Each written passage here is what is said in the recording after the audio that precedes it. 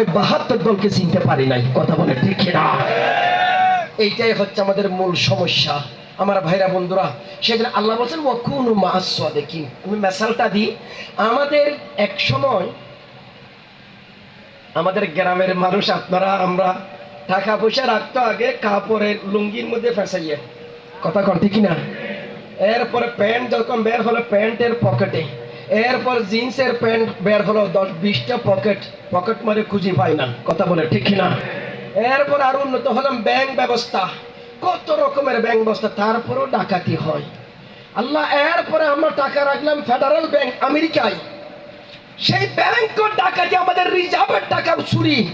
কথা বলে ঠিক না?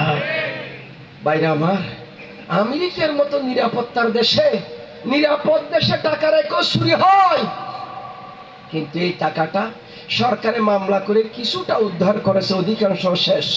কিন্তু টাকা চুরি হলো, কিছু হলো পাওয়া যায়। কথা বলে ঠিক না? কিন্তু ঈমানটা চুরি হয়ে গেলে এটা পাওয়া যাবে? আর একটু জোরে বলেন, পাওয়া যাবে? আল্লাহ বলতেছেন নামাজ, রোজা, হজ, যাকাত, ইয়া আইয়ুহাল্লাযীনা আমানুত্তাকুল্লাহ, ঈমানদাররা আল্লাহকে